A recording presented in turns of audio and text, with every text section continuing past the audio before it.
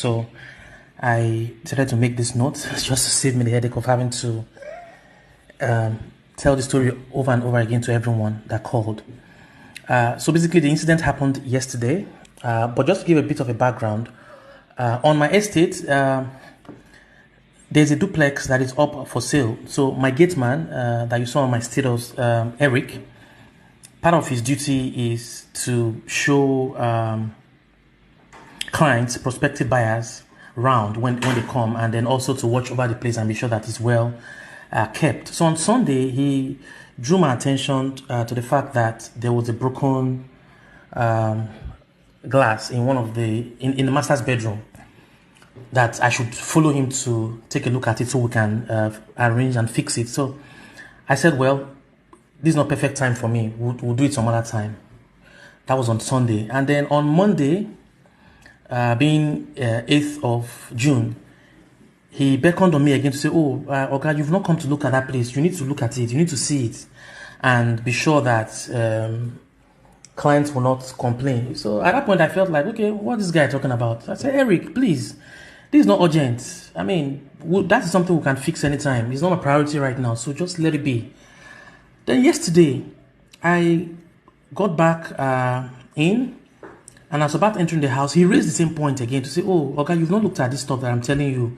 You know, it's important that we fix it now before people complain. Now, at this point, ordinarily, if I was being sensitive, I should have known that something was off because the pressure was much. I sensed it that this was pressure. So I just dropped my stuff and I followed in, okay, please, let's just look at this thing and let's get it done with. So we entered, he opened the gate, we got in, went in through the sitting room, and then we went to the back through the kitchen door. And I saw that the electric fence pole at the back was bent. And then there was a big iron on the ground. So it was obvious that it was that iron that was used to bend the electric fence pole. And it was an indication that someone tried to break into the apartment. So because nothing else could have done that to the pole. So I told him, I said, well, please pick this iron and throw away. That if anyone is even trying to break into this place, it's a waste of time because it's an empty apartment. Why would anybody do that? So he said, okay, so can we just go up and look at the glass? But for some strange reasons, I just said, don't worry, no use. And I left. So I headed for the exit door through the sitting room. And just as I was about to get close to the exit door, he ran past me and jammed the door. And then the sitting room became dark. I was shocked, like, what's happening? So initially I thought it was probably, just any other thing.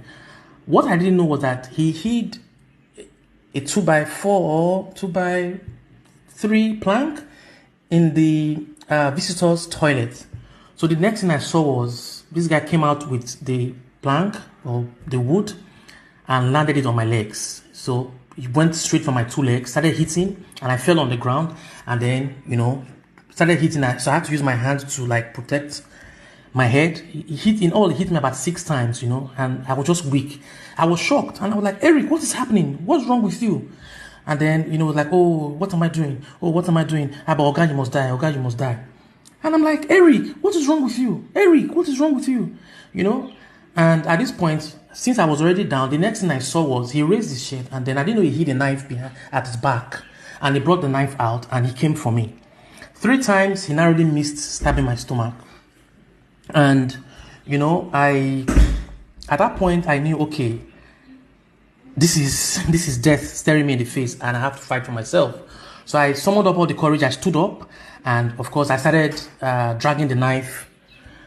I started dragging the knife with him.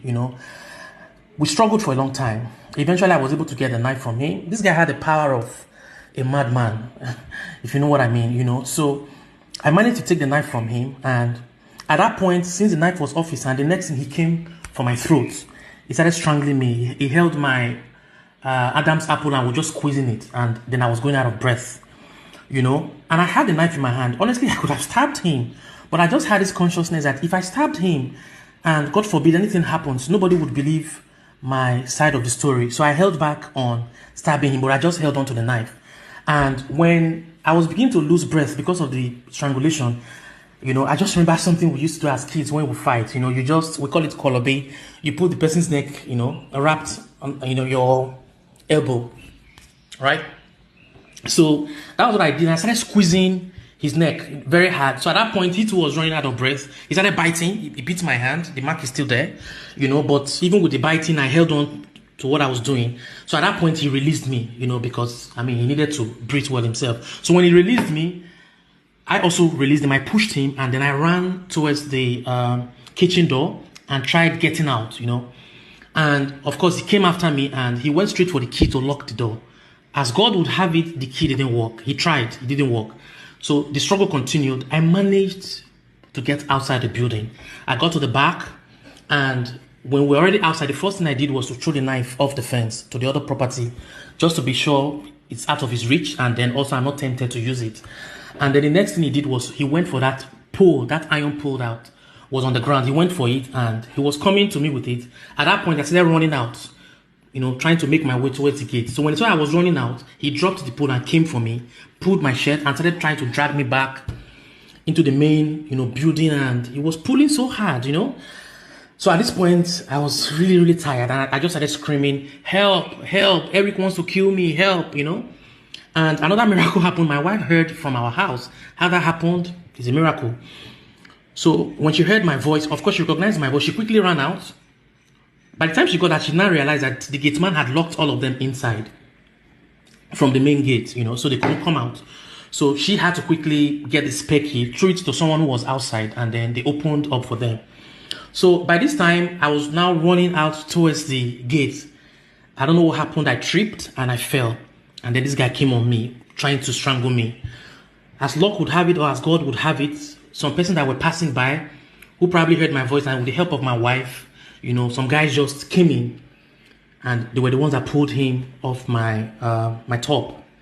And for like 30 minutes, I was just in shock. I could not move my legs. I could not move my hands. I was just on the ground. They just told me to just rest your head, don't say a word. And I was there. By this point, you know, the guy staggered outside and was asking for water. Oh, they should give him water. They should give him water, you know. Also, I think he was running out of breath too. So he was asking for water. My wife even almost gave him water, not knowing what was happening, you know. So eventually, of course, you know, I managed to relay the story. And then, of course, those that saw him on top of me, they managed to take me back to my house. So took me to my sitting room. I was there for like an hour on the floor. I was panting, so much palpitations. It was crazy. Like I was running out of breath. I was just there taking 1 minute at a time. About an hour and a half thereabout later, I was able to regain myself. I had water. I had a cold water bath, and that